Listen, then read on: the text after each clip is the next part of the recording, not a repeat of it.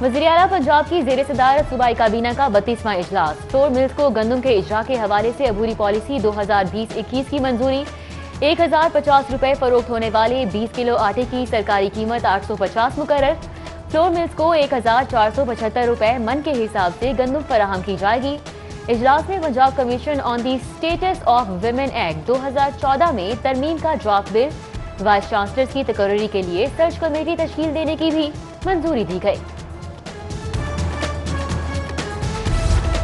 Petrol بحران کے بعد حکومت نے آٹا مافیا کے سامنے بھی گھٹنے ٹیک دیے۔ 20 کلو تھیلے کی سرکاری قیمت میں 45 روپے اضافہ کر دیا گیا۔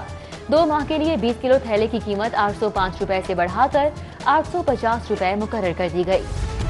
پاکستان فلور ملز ایسوسی ایشن کا آٹے کی قیمت پر تحفظات کا اظہار۔ مرکزی چیئرمین عاصم رضا کہتے ہیں حکومت آٹے کی قیمت فلور ملز کی مشاورت سے طے کرے، جبکہ فلور ملز کو سرکاری گندم کی فراہمی کا اقدام خوشائند قرار دے دیا گیا۔ شہری یوٹیلیٹی سٹورز پر سستی چینی اور سستے آٹے سے محروم۔ نرخوں میں عدم استحکام کے سبب شہر کے 80 یوٹیلیٹی سٹورز پر آٹا چینی کے ریکس خالی۔ مہنگی چینی اور مہنگا آٹا مہنگائی کے مارے شہریوں کے لیے اوسان خطا کرنے لگا۔ حکومت سے فوری نوٹس لینے کا مطالبہ۔ ضلعی انتظامیہ اور شہریوں کی آنکھوں میں دھول جھونکنے کی کوشش۔ سپر سٹورز کے ڈی سی کاؤنٹرز پر غیر معیاری اشیاء کی فراہمی۔ سرکاری ریٹ پر دستیاب اشیاء کے غیر معیاری ہونے پر خریداروں کا عدم دلچسپی کا اظہار۔ ضلعی انتظامیہ سے دستیاب اشیاء کی مانیٹرنگ کا مطالبہ۔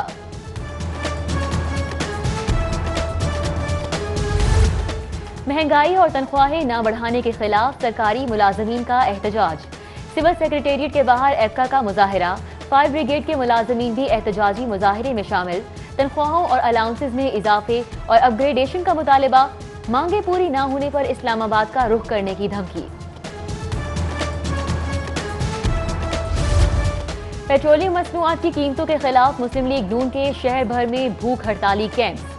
ٹاؤن شپ میں شائستہ پرویز ملک، رمضان بھٹی شالامار میں علی پرویز ملک، خواجہ عمران عزیز، چودھری شہباز احمد اور باؤ اختر علی کا بھوک ہڑتالی کیمپ۔ مزنگ میں وحید عالم خان، جوڑے پول میں خواجہ سلمان رفیق، سمن آباد میں مہر اشتیاق احمد، رانا مشہود احمد، بادامی باغ میں غزالی سلیم بٹ، جبکہ شاہدرہ میں ملک ریاض نے بھوک ہڑتالی کیمپس لگائے۔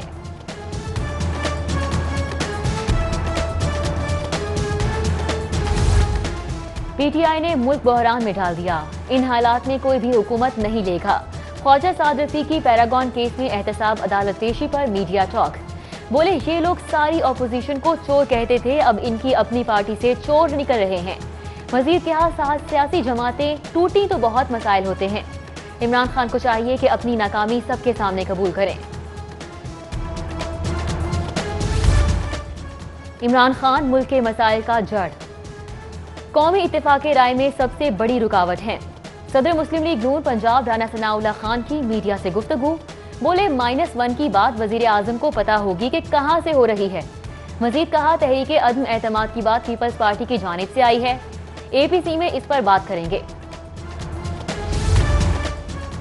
پنجاب حکومت اتحادیوں سے بگڑتے تعلقات پر فکر مند، ممکنہ خدشات کے پیش نظر وزیر اعلیٰ کی چند ماہ کے دوران اپوزیشن کے 6 اراکین سے تیسری ملاقات۔ عثمان بزدار سے ملنے والوں میں مسلم لیگ نون کے 5 اور پیپلز پارٹی کا 1 رکن شامل۔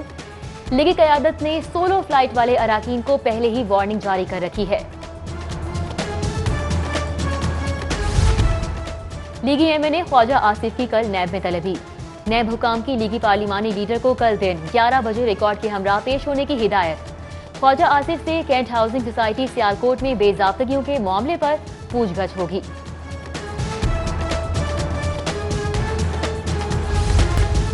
2 سالوں میں عمران خان نے سوائے الزام تراشیوں کے کچھ اور نہیں کیا۔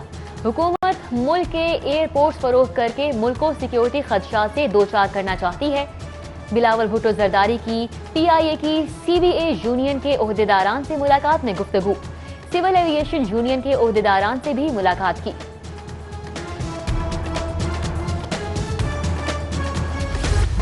لاہور تا دہلی بائی روڈ رابطے خدشات کا شکار۔ حکومت پاکستان نے دوستی بس سروس چلانے والی کمپنی کو بند کر کے افسران اور ملازمین کو برطرف کر دیا۔ پاکستان ٹورز لمیٹڈ سروس بند کرنے سے کورونا سے معطل لاہور دہلی بس سروس کی عنقریب بحالی کے امکانات دم توڑ گئے۔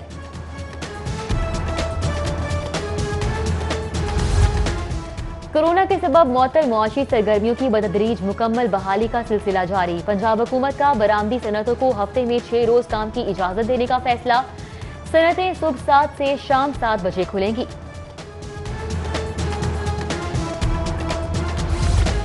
سوئی گیس سے محروم لاہوریوں کے لیے خوشخبری۔ گیس کمپنی نے گزشتہ سال کی نسبت 4000 میٹرز کم کر کے 36,400 میٹرز کی منظوری دے دی۔ مزید کنیکشنز کی منظوری اوگرا کی اجازت سے مشروع۔ اندرون لاہور کے مکینوں سے بھی پراپرٹی ٹیکس کی وصولی کا فیصلہ۔ وال سٹی اتھارٹی نے 4 لاکھ رہائشی اور 22,000 کمرشل جائیدادوں پر 4 ارب ٹیکس وصولی کے لیے سروے شروع کر دیا۔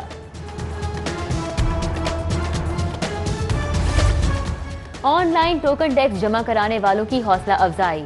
محکمہ ایکسائز کا آن لائن پیمنٹ پر 25% رعایت کا اعلان۔ ادائیگی بینکس، موبائل ایپ اور موبی کیش کے ذریعے کی جا سکے گی۔ حکومت نے 40,000 روپے والے پرانے پرائز بانڈز کیش کروانے کی مدت میں توسیع کر دی۔ غیر رجسٹرڈ بانڈز 31 دسمبر تک کیش کروائے جا سکیں گے۔ بانڈ کیش کرانے کی مدت میں دوسری بار اضافہ کیا گیا۔ صرف لڑکیاں نہیں، بوائے اسکولز میں بھی بچوں کو ہراساں کیا جا رہا ہے۔ آئندہ سے پرائیویٹ گرلز اسکولوں میں صرف خواتین اساتذہ ہی تعلیم دیں گی۔ وزیر تعلیم پنجاب مراد راز کی نیوز کانفرنس، بولے جنسی ہراسگی کی شکایات پر اسکولوں کی رجسٹریشن منسوخ، ملوث استاد کے خلاف مقدمہ اور تعلیم دینے پر پابندی لگا دی جائے گی۔ ڈرگ ٹیم کا دواساز کمپنی اے جی پی پر چھاپا۔ اے جی پی کی کٹ سمیت بغیر وارنٹی ادویات کا اسٹاک سرب و مہر کر دیا۔ ڈپٹی ڈائریکٹر کنٹرولر شوکت وہاب کی قیادت میں ٹیم نے کارروائی کی۔ پیپکو نے لیسکو سمیت دیگر کمپنیز کے دیہی علاقوں میں بجلی کے ترقیاتی فنڈز میں 20% کٹ لگا دیا۔ ترقیاتی کاموں کی بجائے 20% فنڈ گرڈ اسٹیشنز کی اپ گریڈیشن کے لیے استعمال کرنے کی ہدایت۔ احتساب عدالت میں پیراگون کیس کی سماعت۔ خواجہ سعد رفیق اور خواجہ سلمان رفیق عدالت پیش ہوئے۔ گواہ نذیر پٹواری کا بیان قلم بند کر لیا گیا۔ وبا کے خلاف مہم میں کورونا سے ڈرنا نہیں لڑنا ہے جیسے لفظ کے استعمال کے خلاف سماعت۔ Chief justice Lahore high court Muhammad Qasim Khan نے ریمارکس دیے کہ سب سے پہلے اللہ کے احکامات، پھر دنیاوی معاملات۔ کیا ان الفاظ کے استعمال سے پہلے اسلامی منظریاتی کونسل سے مشاورت کی گئی تھی؟ عدالت کا وفاقی حکومت سے جواب طلب۔ اسلامی نظریاتی کونسل کی رائے بھی مانگ لی۔ ایک صوبائی محتسب جو سابق ہائی کورٹ جج بھی نہیں ہے، وہ کیسے سیشن جج کو حکم دے سکتا ہے؟ بات ایمانداری کی ہے تو میرا نائب قاصد بھی میرے لیے نیک نامی میں بہت اچھا ہے، کیا اسے بھی صوبائی محتسب لگا دیا جائے؟ محتسب تقرری چیلنج کیس کی سماعت پر چیف جسٹس ہائی کورٹ کے ریمارکس۔ اعظم سلیمان کی تعیناتی عدالتی فیصلے سے مشروط کر دی۔ حکومتی نوٹیفیکیشن بھی طلب۔ سماعت 15 جولائی تک ملتوی۔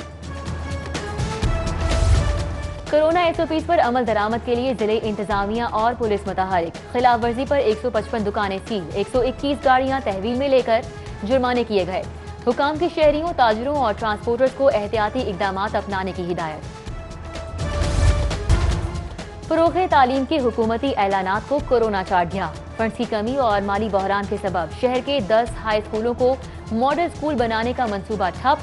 محکمہ اسکول ایجوکیشن کا ماڈل تعلیمی سہولیات کا پروجیکٹ رواں سال مکمل کرنے کی یقین دہانی۔ لاہور کے سرکاری اسکولوں کو 10,000 کتابوں کی قلت کا سامنا۔ ڈسٹرکٹ ایجوکیشن کا فوری طور پر کمیاب کتابیں پرنٹ کروانے کا فیصلہ۔ 1,200 اسکولوں کے سربراہان سے اسٹاک کی تفصیلات حاصل کر لی گئی۔ یونیورسٹی آف ہیلتھ سائنسز کے اعلیٰ تدریسی اور تحقیقی بورڈ کا اجلاس۔ 4 اور 5 سالہ پوسٹ گریجویٹ پروگرامز کی نظرثانی شدہ نصاب اور ایس ای کیوز ختم کرنے کی منظوری۔ بورڈ نے ایم ڈی ایس کی نظرثانی شدہ نصاب کی بھی منظوری دے دی۔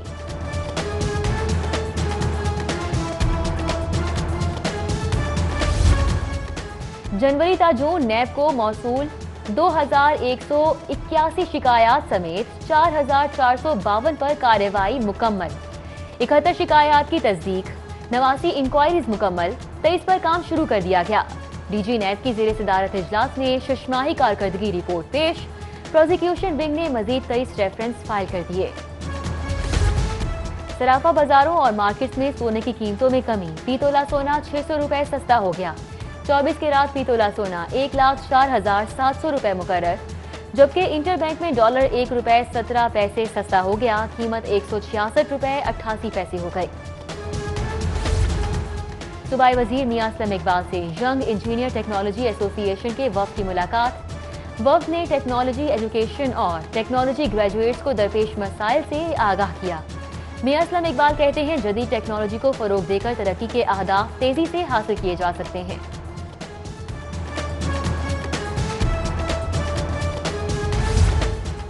Chief of the naval staff admiral Zafar Mahmood Abbasi کا پاکستان نیوی وار کالج کا دورہ، نیول چیف نے 49ویں نیول سٹاف کورس کے شرکاء سے خطاب کیا۔ شرکاء نے پاکستان کے مسلمانوں پر اس کے اثرات کے موضوع پر مقالہ پیش کیا۔